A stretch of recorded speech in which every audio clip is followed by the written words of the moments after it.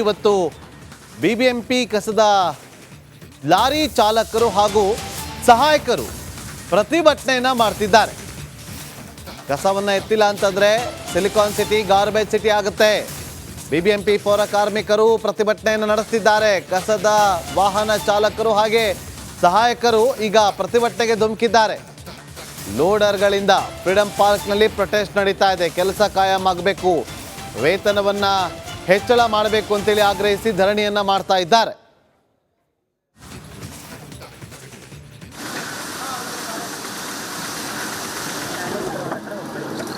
ಇದರಲ್ಲಿ ನಮ್ಮ ಚಾಲಕರು ಸಹಾಯಕರುಗಳು ಸುಮಾರು 20 ರಿಂದ 25 ವರ್ಷಗಳಿಂದ ಗುತ್ತಿಗೆ ಪದ್ಧತಿಯಲ್ಲಿ ಕೆಲಸ ಮಾಡ್ತಾ ಇದ್ದಾರೆ. ಅವ್ರನ್ನ 2018ರಲ್ಲಿ ಇವ್ರ ಜೊತೆಯಲ್ಲೇ ಇದ್ದಂತ ಪೌರ ಕಾರ್ಮಿಕರನ್ನ ಸಪರೇಟ್ ಮಾಡಿಬಿಟ್ಟು ಇವ್ರನ್ನ ಆಟೋ ಚಾಲಕರು ಸಹಾಯಕರಂತ ಸಪರೇಟ್ ಮಾಡಿಬಿಟ್ಟು ಇವ್ರಿಗೆ ಮೋಸ ಮಾಡಿದೆ ಸರ್ಕಾರ. ಅದನ್ನ ಸರ್ಕಾರ ಇವತ್ತು ಎಚ್ಚೆತ್ಕೊಂಡು ಅವ್ರಿಗೆ ನ್ಯಾಯ ಕೊಡಬೇಕು. ಅದು ಅಲ್ಲದೆ 2019ರಲ್ಲಿ ಕೊರೋನಾ ಎಷ್ಟು ವಿಕೋಪದ ವಾತಾವರಣ ಇತ್ತು ಇಲ್ಲಿ ಎಲ್ಲರಿಗೂ ಗೊತ್ತಿದೆ, ಯಾವ ರೀತಿ ತಾಂಡವಾಡ್ತು ಅಂತ ಸಮಯದಲ್ಲಿ ಎಲ್ಲರೂ ಪ್ರಾಣಕ್ಕೆ ಭಯ ಪಟ್ಕೊಂಡು ಮನೆಗಳಲ್ಲಿದ್ದಂತ ಸಮಯದಲ್ಲಿ ನಮ್ಮ ಚಾಲಕರು ಸಹಾಯಕರುಗಳು ಬೀದಿಗೆ ಬಂದು ಪ್ರತಿ ಮನೆ ಕಸನು ತಗೊಂಡು, ಪ್ರತಿ ರಸ್ತೆಯಲ್ಲಿರುವಂತ ಕಸನು ತಗೊಂಡು, ಮತ್ತೆ ಕಾರ್ಮಿಕರು ಗುಡಿಸಿರುವಂತ ಕಸನು ಕೂಡ ತಗೊಂಡು ಅವರು ಸಿಟಿ ಔಟ್ಸ್ಕರ್ಟ್ ಗಳಿಗೆ ಎತ್ಕೊಂಡು ಹೋಗಿ ಬಿಸಾಕಿ ನಮ್ಮ ಕೊರೋನಾ ಸಮಯದಲ್ಲಿ ನಮ್ಮ ಬೆಂಗಳೂರನ್ನ ಕಾಪಾಡಿದ್ದಾರೆ. ಕಾಪಾಡಿದವ್ರಿಗೆ ಸರಿಯಾದಂತ ಗೌರವ ಇಲ್ಲ, ಸರಿಯಾದಂತ ವೇತನ ಇಲ್ಲ, ಸರಿಯಾದಂತ ಪ್ರಾಣ ರಕ್ಷಣೆ ಇಲ್ಲ, ಅದೇ ರೀತಿ ಕೆಲಸದ ಭದ್ರತೆ ಕೂಡ ಇಲ್ಲ.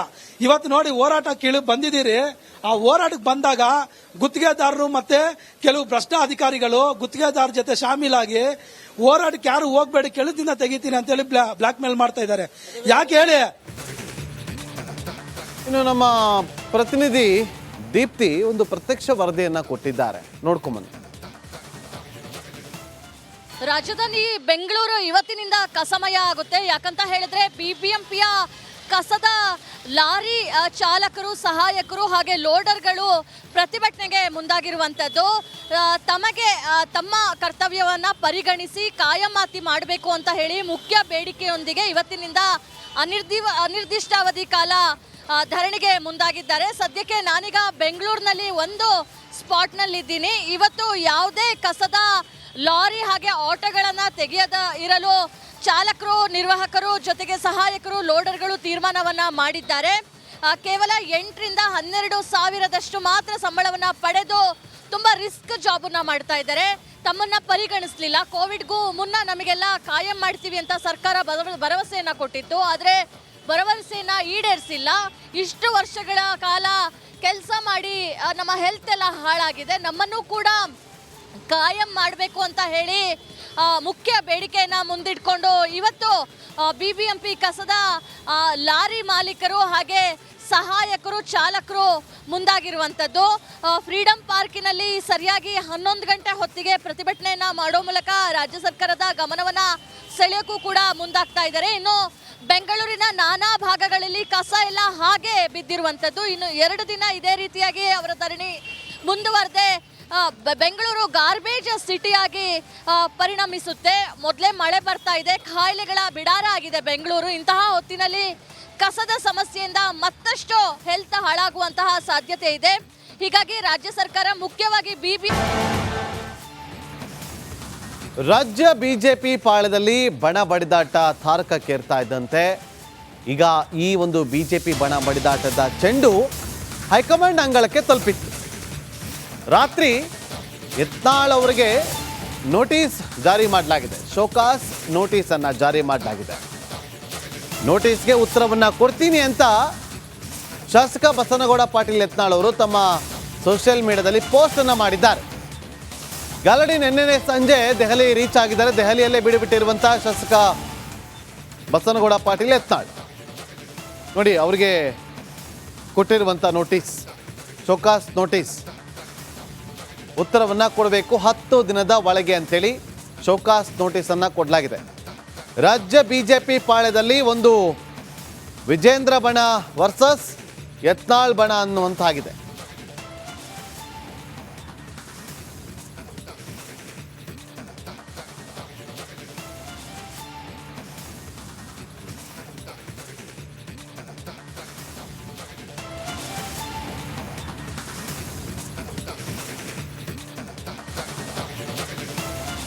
ಈ ಬಣ ಬಡಿದಾಟದ ನಡುವೆ ಅಡ್ಜಸ್ಟ್ಮೆಂಟ್ ಪಾಲಿಟಿಕ್ಸ್ ಅನ್ನುವ ವಿಚಾರ ಕೂಡ ಸಾಕಷ್ಟು ಸದ್ದನ್ನ ಮಾಡ್ತಾ ಇದೆ.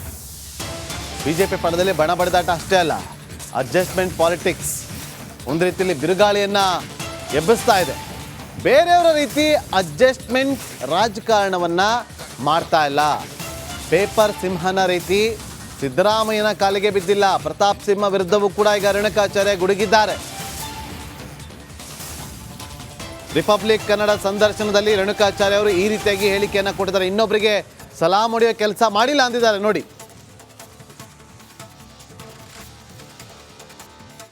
ಅಡ್ಜಸ್ಟ್ಮೆಂಟ್ ಅಂತ ಸಿದ್ದರಾಮಯ್ಯ ಈಗ ಹೇಳ್ತಾರ ಪೇಪರ್ ಸಿಂಹ ಹೇಳ್ತಾರಲ್ರಿ, ಅಡ್ಜಸ್ಟ್ಮೆಂಟ್ ಅಂತ ಹೇಳ್ತಾರಲ್ಲ. ನೀನು ಸಿದ್ದರಾಮಯ್ಯ ಖಾಲಿ ಬೀಳಲಿಲ್ವಾ?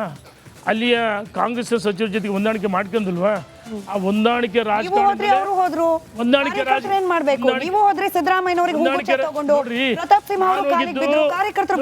ನಾನು ಹೇಳಿದ್ದು, ನಾನು ಹೋಗಿದ್ದು ಸಿದ್ದರಾಮಯ್ಯನ, ಡಿ ಕೆ ಶಿವಕುಮಾರ್ ಅವರನ್ನ ಮತ್ತು ಕೃಷ್ಣ ಬೈರೇಗೌಡರನ್ನ, ನಾರಾಯಣಸ್ವಾಮಿನ, ಎಸ್ ಮಲ್ಲಿಕಾರ್ಜುನ ಭೇಟಿ ಮಾಡಿದ್ದು. ಹೊನ್ನಾಳಿ ನ್ಯಾಮತಿ ತಾಲೂಕನ್ನು ಬರಗಾಲ ಪಟ್ಟಿಯಲ್ಲಿ ಸೇರಿಸಬೇಕು. ಹಿಂದೆ ನಾವು ತಂದಿರ್ತಕ್ಕಂಥ ಅನುದಾನಗಳು ಪೆಂಡಿಂಗ್ ಆಗಿದ್ದು ಅದನ್ನು ಬಿಡುಗಡೆ ಮಾಡಿದ್ದು ಓಪನ್ ಪತ್ರ ಕೊಟ್ಟಿದ್ದೀನಿ ರೀ ಮೇಡಮ್ರೆ, ಪತ್ರ ಕೊಟ್ಟಿದ್ದೀನಿ, ದಾಖಲೆ ಸಮೇತ ಹೋಗಿದ್ದೀನಿ. ನಾನೇನು ಯಾರಿಗೂ ಖಾಲಿ ಬಿದ್ದಿಲ್ಲ, ಅಡ್ಜಸ್ಟ್ಮೆಂಟ್ ರಾಜಕಾರಣ ಮಾಡಿಲ್ಲ. ನಾವು ನಮ್ಮದೇ ಆದ ಪಕ್ಷದ ಒಂದು ತತ್ವ ಸಿದ್ಧಾಂತ, ಒಬ್ಬ ಕಾರ್ಯಕರ್ತನಾಗಿ ಏನು ಕೆಲಸ ಮಾಡೋಕ್ಕೂ ಕ್ಷೇತ್ರದಲ್ಲಿ ನಾ ಕೆಲಸ ಮಾಡಿದ್ದೀನಿ. ಜನಾಶೀರ್ವಾದ ನಮ್ಮ ಜೊತೆಗಿದೆ. ತಾಂತ್ರಿಕವಾಗಿ ಸೋತಿರ್ಬೋದು, ಜನ ಇವತ್ತು ನಮ್ಮ ಜೊತೆಗಿದ್ದಾರೆ. ನಮಗೆ ಎಲ್ಲ ಕಡೆ ಹೋದ್ರೂ ಗೌರವ ಇದೆ. ಅಡ್ಜಸ್ಟ್ಮೆಂಟ್ ರಾಜಕಾರಣ ಮಾಡ್ತಾರೆ ಅವರು. ಸಿದ್ದರಾಮಯ್ಯ ಈಗ ಹೇಳ್ತಾರೆ ಪೇಪರ್ ಸಿಂಹ